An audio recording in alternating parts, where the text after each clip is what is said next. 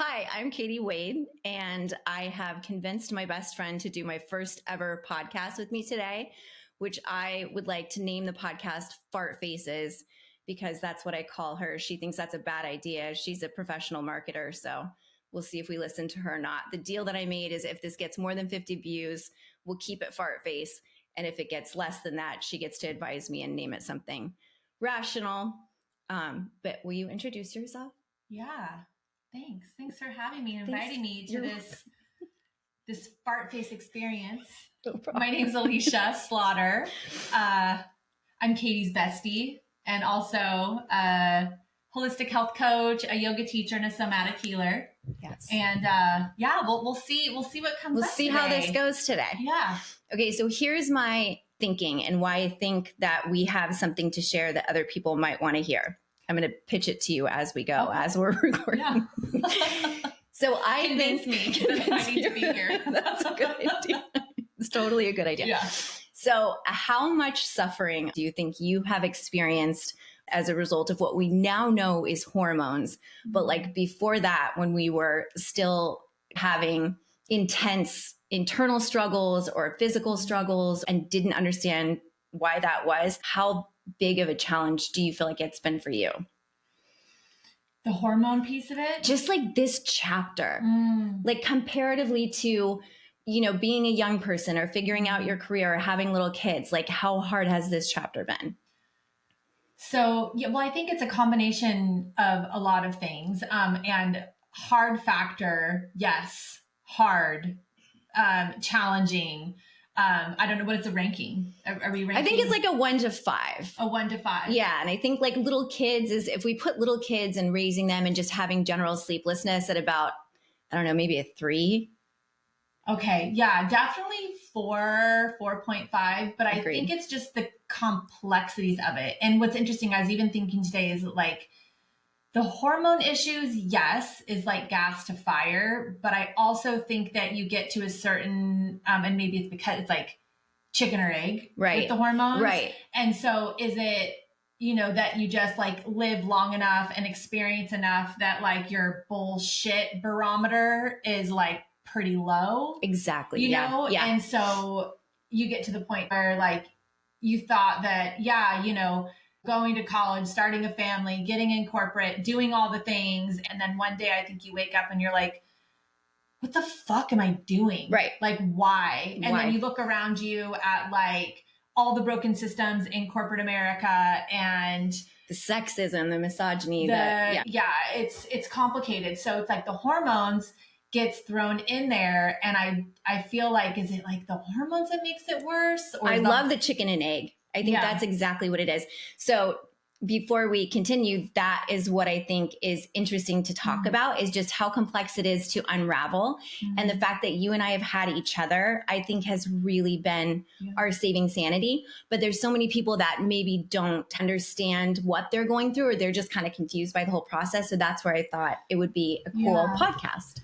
Well, and maybe to explain like where we are, right? We've known each other, but then like kind of reconnected later in life. And I think we connected because we had girls the same age that were both on their way to being done with high school and on their way to launch in their adulthood. And we also have been working in corporate America for about the same amount of time. And I think we met each other, and it's like, for me, raising my children, there weren't a lot of other women that were doing the corporate thing. Yeah. Like I felt like I was surrounded by a lot of women who were working like part-time or who were stay-at-home moms or had like a lot more flexibility. So it was always like really hard for me to find someone who I felt like I could talk to about my experience and have them be like, I 100% understand like how challenging that has been. And so, and I think we both were going through really similar things in our corporate environment where we had thought that if we just showed up and we conformed and we built our brand and all the bullshit, you know, that we were going to like land somewhere like, I've arrived. And then you kind of get there and you're like, this is fuckery. Super unfulfilling. And like clockwork, I just had a massive hot flash. Yeah, you're just like thinking about it, your trauma response. I think it's the energy drink. I think I should not be drinking. Yeah. And Katie's had like 3 gurus. So They're so good though. Yeah. Okay. So I think, yes. And I think for me, part of doing all the things you were supposed to do and having all that pressure and actually performing really well, and then hitting that point, for me, that point was largely, it felt like, I guess what a lot of people would call a midlife crisis. But instead of buying a convertible, for me, it came from a really pure place of wanting to have a spiritual connection, because I know we have really different childhoods in this sense, but I was raised with very hypocritical Christian evangelical values. And because of my childhood trauma being really closely intertwined and all that, I threw out religion like altogether. It just felt safer not to try to pull little things and say, well, these are safe to keep, and the rest of it is what is unsafe. And so by doing that, I didn't realize it, but I didn't have a God. I didn't have like a North Star. I was a good person. And that's what I always used to say was like, as long as you're a good person, and I'm not really sure I believe in hell, but I found that sort of what does it all mean came with also wanting to search for a purpose and spirituality. And I think I hear a lot of women saying something similar to that. And back to the complexity again, not only are your hormones changing, not only do you have all these beautiful lessons learned, but for a lot of us, our kids are leaving, and our kids were our purpose, our kids were God. Like in my scenario, I would say that probably feels pretty accurate. And so as they were leaving the house, it really does leave you with this heavy void. And so you kind of go looking. Grief. Yeah. I feel like a lot of people don't connect your children getting older and moving out of, the 18 years you get with them. It's like I really looked at my children getting older, and like each one of their phases, I would grieve it. Same. I would be like, oh, and then I'd like miss it. And I'd be like, it went too fast and I wasn't present enough. And then I was always, same thing with you, these high tech jobs, you're like juggling being a mom and you're juggling being there for the kids, and you're never quite 100% present in like any of them, right? Which is like really frustrating. And but grief, I feel like people don't talk enough about like your kids getting older and the grief that comes along with that. Yeah. And then I think another thing that I've learned recently, or that I've been thinking about, is grief as a cycle. Instead of, we've been taught, the stages of grief, like it's linear and it has an end point. I don't think that's true at all. So I think you can kind of continue to go back and grieve the same things even over, which is really frustrating, because as people who are trying to find healing and do the best we can by ourselves and our families, if you have to revisit, I don't know, for me, it's very frustrating to have to revisit old shit. Well, if we've talked about feeling dissatisfied and feeling a lack of purpose. When you said some people go through a midlife crisis and they get a convertible, I'm like, or they sign up for Krav Maga because they're fighting with swords and nunchucks. Or they just want to make sure they can maybe stab someone. Right. Yeah. No, there's, I think there's a point to where, and I like to use the word unhinged or feral. There's a moment when you're just so sick of conforming and showing up, and you're like not being your authentic self and not allowed to be your authentic self, and having to fit into this very play by the odd, rules. Yeah. Box, and really being drawn to a lot of the other spiritual, more free, more quote unquote feral things. And you're like, I'd rather be outside, like howling at the moon and like microdosing mushrooms than like, singing karaoke with the team. And you're just like, this is not fun at all. No. And it was such a funny thing for me to realize I was really proud of my masculine for a long time. I was really proud of running with the boys club, keeping up with, a predominantly male industry. I always took a lot of pride in that. But then I think that moment that we're talking about, where it's like, you ask yourself honestly, or do you feel satisfied, or do you feel happy, or, like you have a purpose?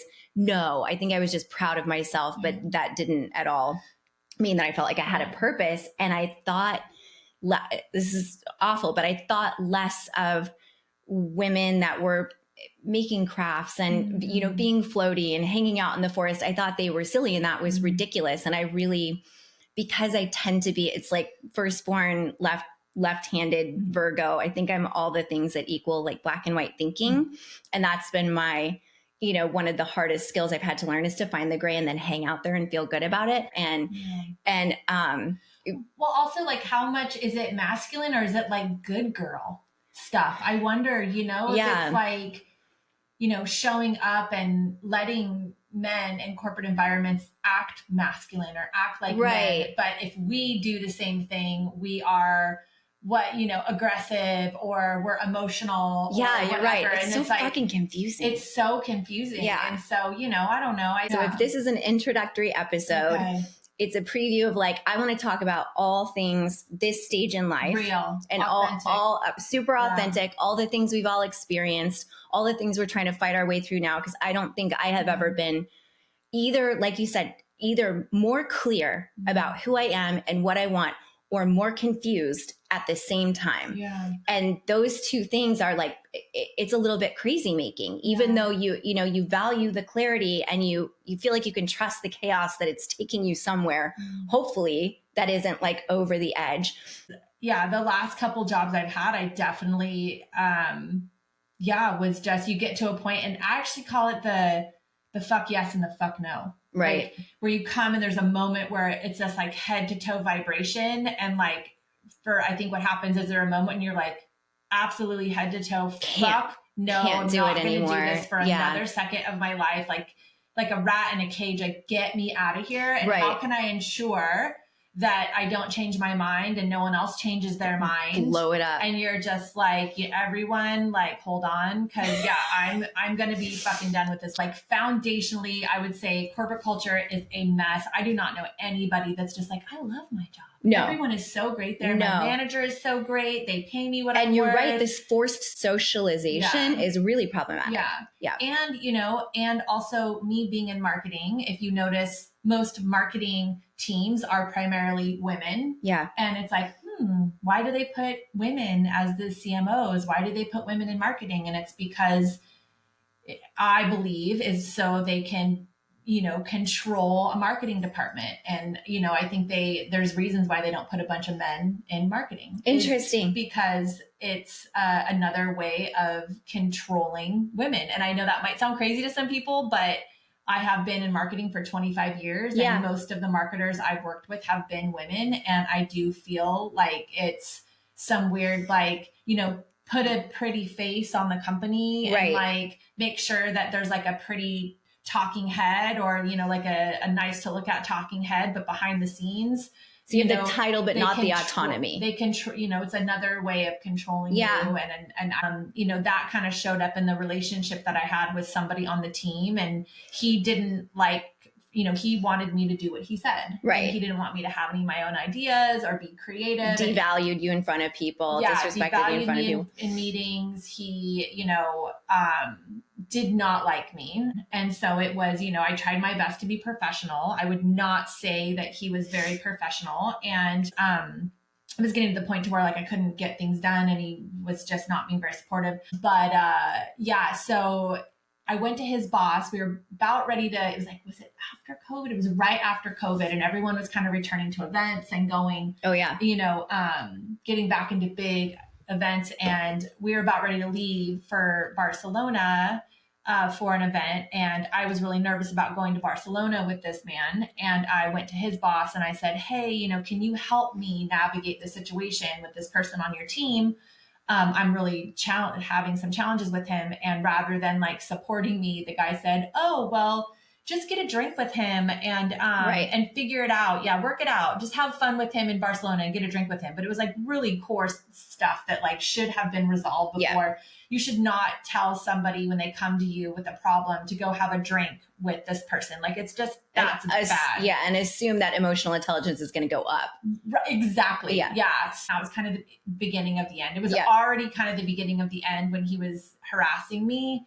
And then there was another level where I just felt very, very unsupported by his boss, who really should have jumped in immediately and been like, hey, let's figure this out. Yeah. And I know that there's been 4 women, including myself, that have complained to HR about him. And I was just like, similarly surprised. To marketing, to your point about marketing, do you feel like HR heads are always women so that the same thing is true, so that they're not actually empowered to take action when they need to? So I do not think that HR is there to advocate for the employee. No, not at all. It's there to protect the company. And I think that if pushed, they'll do their little song and dance. I mean, there's lots of issues, right? There's like one, drinking in corporate situations, which I do not, it's always been pushed, and like nothing good ever happens when people are drinking. And it's just like, why? But every corporate event revolves around drinking. And yes, people should know how to handle their alcohol and know how to act, but also like, why can't we get away from like, drinking is not really appropriate for corporate situations, I don't feel like, in general. Or socializing. Why do we have to socialize? Where did that come from? You know, the idea of like needing to be anything more than people that can work together in a functional way. I've never understood that either. I hate it. And I'm also confused about why we all proved that working remotely really works for most of us. And they're trying to get the back in the office initiative too. So it just feels like everything has almost nefarious layers to it. Like, why is that they want us to socialize? They want us to drink. They want us in office. They want to suck the life out of us and not have us find balance. It's not about productivity. That's been proven study after study. I think it's corporate greed and it's control. And I do think that it's dying a slow death. It's starting, to die a slow death. And one of the reasons why I'm really passionate about what I do around holistic health and trying to really help people avoid medications is because I freaking hate big pharma. Yeah. For example, I've been thinking about this a lot, the whole HRT movement. If you dig into why everyone is pushing HRT right now, like who do you think is really benefiting at the end of the day the most? Probably big pharma. Big pharma. It's $1 billion industry. Yeah. And it's like all of the top perimenopausal doctors are backed by big pharma. All the research is backed by big pharma. Yeah. And it's like everyone's pushing it now is like, oh, you have, preventative medicine. Every woman over 35 should be on HRT. And it's like gross. If you really break everything down, people are just trying to make money off of you. Yeah. For the most part. And it's like, why is there not as much, visibility and talk around getting up in the morning and getting sunlight in your eyes and walking and moving your body and not sitting at a desk for 10 hours a day. Yeah. Like they're going to try to convince you that like you need to sit at a desk for 10 hours a day to be part of this big, gross, environmentally like destroying greed machine. Yeah. And I'm starting to feel more and more the same way about HRT. And I think women should understand how their bodies work. Women should have access to the medicine that they need, but let's not go overboard and try to convince every single woman that they need to be on HRT for preventative medicine. Right. When the research shows, but it doesn't get as much coverage, that natural solutions work.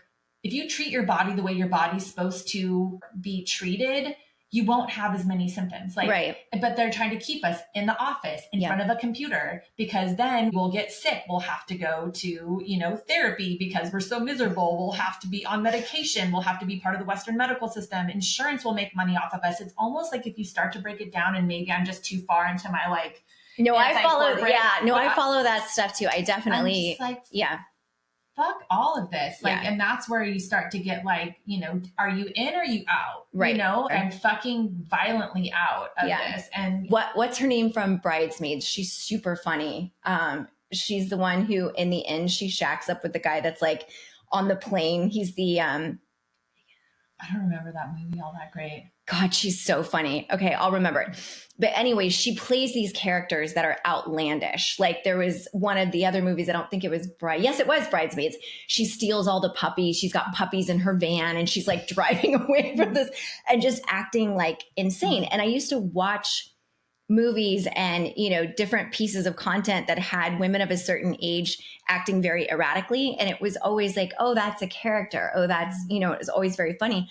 And I'm finding myself being that character in my life now, like the person that in a movie is just, making scenes, being emotional, not caring anymore at all, like what I look like or what I sound like, or if I seem angry, or like the stereotypes don't bother me at all the way they used to. And that's been kind of like worrisome / funny to me as I've realized, no, it's an era. And maybe we all go through this era. And I wish we had, I've been thinking, what do we have to look forward to? And what does it look like? When does this end? Because like you were saying, hormone replacement therapy wouldn't work for everybody, just like birth control pills the same way wouldn't work for we all have different cycles and different ways that we take care of our bodies. And so it's all different. But I've heard people say anywhere from, oh yeah, menopause or perimenopause and the whole thing can last 4 or 5 years to like 10 or 12 years. Mm-hmm. And the way that I'm feeling right now, I need to know that I don't have 10 more years to go at this level of intensity. And so I was thinking, I wish we knew a bunch of women who are 10 years older than us, but that's not really how society works. Like you've got generationally, we know our mother's age group of people, but not necessarily a bunch of women that are 10 years older than us. And that would come in so handy right now. So I guess we're just going to have to figure it out for ourselves. Well, I think, a lot of the things that HRT does is to put you back into a place where you have more of the hormones, where you can deal with more bullshit. Okay. So I think that's one way of navigating it, is just to put the hormones back and, kind of get to that like high hormone level that you were at 35, where you're just like, you can do it all. You can do it all. And, you are way more tolerant because the hormones in your body are trying to be very accepting, because your body's like, hey, you can have a baby. Right. And so you have to be so accepting and open, because to let some dude come next to you, to like help procreate or whatever, your hormones are very like open and accepting. Yeah. And that's why so many women, as they go through perimenopause, like commit suicide or they get a divorce, because they're just like, wait, what? Yeah. Like I was tolerating this. And I feel like there's two, you either, and this has been a thing. Like I remember when I was really down, and maybe one of the episodes we can talk about burnout, but when I was really at my very lowest mentally, like fully burnt out, fully nervous system dysregulation, depressed, anxious, I kept on going to the doctor, and I kept on going, I am like struggling. Like I do not feel good. And they kept on wanting to hand me a pill, and I had me a pill.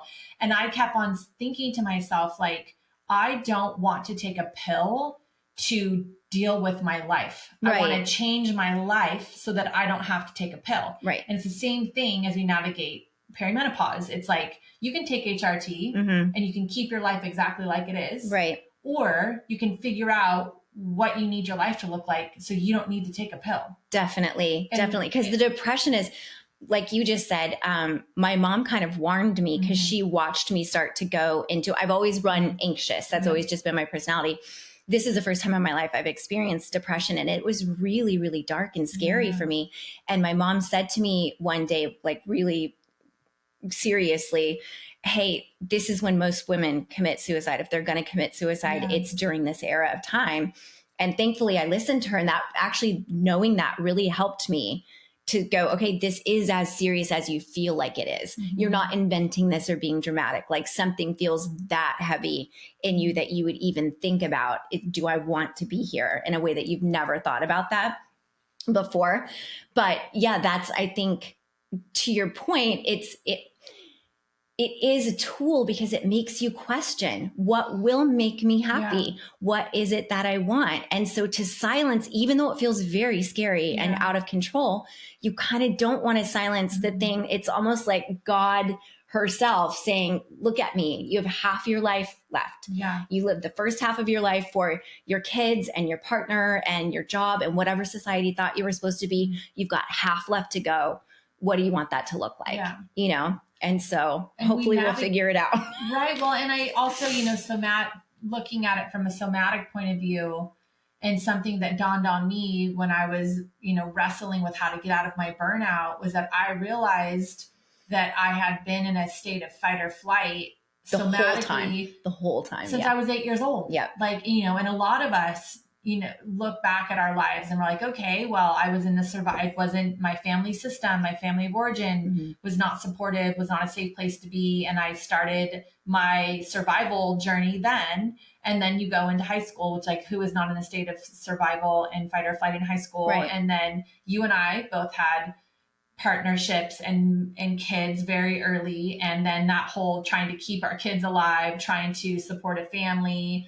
You were a single mom for a very long time, and then we're just trying to survive. And our bodies do not do well if you're just trying to survive. You also have to find ways to remind your body what it feels like to feel safe and present. And that was the biggest aha moment for me, when I was like, oh, no wonder you feel so crazy, like you can, and feel so stuck, is because you don't even remember what it feels like to feel safe. Like, when was the last time you actually felt safe? It's not in corporate. It wasn't growing up. It wasn't with like a lot of my childhood friends. Well, it's I maybe realized never is the answer for a lot of people. Never. Yeah. And now I think our purpose is to find as much safety in relationships, in our homes, in our jobs, in our bodies. Yeah. And it's like, we can't, all of those corporate situations you're putting yourself in, like, it really, for me, it makes the most sense when I put it through the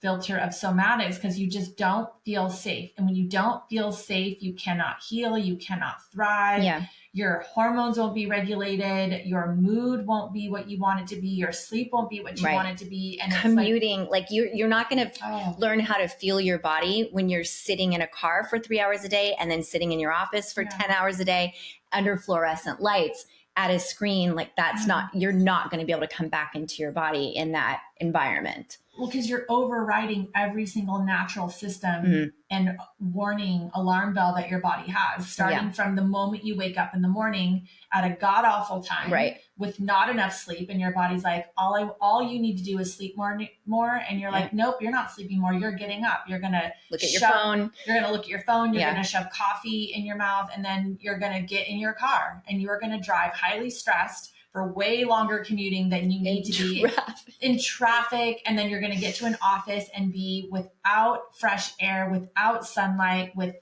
artificial air being pumped in front of a screen for literally, and, 10 hours a day, 16 meetings, like literally I was in 16 meetings a day sometimes. Yeah. And all along the way, your body's like, hey, and you're like, oh, shh. Yeah. And your body's just, of course you're going to disassociate, because your body's like, you're not fucking listening to me. Yep. And so finally what happens is you either get burned out, or you go into a complete shutdown, or you have mental health issues, or you have hormone issues. And that's why I just feel like, things have to change culturally, because no one is going to be happy or thrive or do well or, help that company make money until you start treating people like humans. Yeah. Which is why I started my other podcast is Humanize the Hustle. Because I was like, I'm sick of freaking not being able to show up and be human. Right. It's so frustrating. Right. Well, I guess maybe to wrap it up, it would be honest to say, for me anyway, I certainly don't have any of the answers to this right now just yet. You have a ton of answers about how to take care of yourself. But for me, I'm in a very scary, like, now what moment, and all I ever wanted to be as a little girl writing poetry and in junior high and into high school was a writer. And so I'm trying to figure out how to connect to that. But I don't know, the money isn't in that. It's terrifying to make a change this late in my career. And you're doing something similar, trying to, do the things that you love and actually make money and figure it out. So I don't think we necessarily have any advice yet, but we're here to share the struggle and sort of our journey, because what my dream would be is that people that needed to hear this, going through something really similar, can all join together and follow each other's journey. Because I do think 5 years from now, however many years from now it is, hopefully not 10, that we are feeling really good. And this is something we're looking back on, and we found that thing that brings us joy. Yeah. I will say though, I think something that both you and I have been drawn to is, of course, each other. Like, hopefully you find someone that you can relate with you and is in the same, situation as you. But then also I think both of us have really been drawn to a lifeline, you in writing, writing your book. And then me in the work that I'm doing that is very much tied to my lived experience and trying to help people find holistic health. Yep.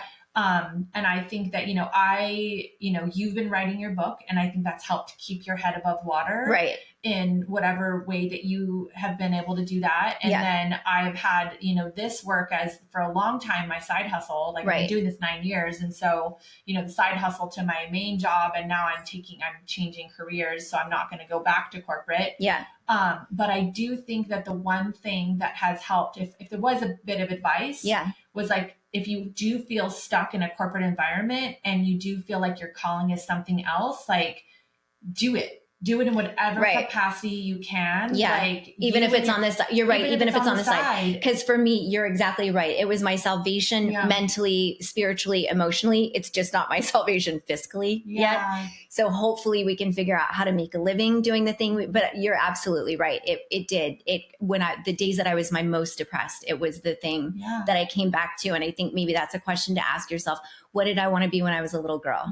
You know, or in what way did I want to help people, or in what feels like my soul's purpose? Because some answers to that question don't feel like a job necessarily. If it's like I wanted to help people, but I didn't know exactly what that looked like, it's a place to start. And I think that both of what we've done on the side and just kind of poured our souls into have been our lifeline. And like without your book and like without the stuff I've been doing, I don't know what I would do. And so it would have been a lot more spiraling. Whatever capacity you can, just put a little bit of effort into something that you love, in whether it's writing, whether it's art, whether it's, you know, for me, it was like I loved yoga and I was teaching yoga once or twice a week in addition to the other things. And I was really passionate, you know, just find what you're passionate about and make sure that there's a little bit of time for that in your life. And I think that has like, who knows what would happen if we hadn't had that. No, I know. Yeah, no, you're right. Connect to something. Even if you don't have somebody that's going through the exact same thing and you just feel bewildered. Yeah, connection is. You never know what's going to happen. Right. Yeah. Okay. That's what I would say. I like it. Okay. More later. That's it. How do we sign off? See you later. All good podcast hosts have a signature sign off. Okay. Does ours include a dance? No, because we're not good podcast hosts, so we don't have a signature sign. I speak for yourself. No, you actually are a really good podcast host. So see you later, Fartface. See you later, Fartface. Okay.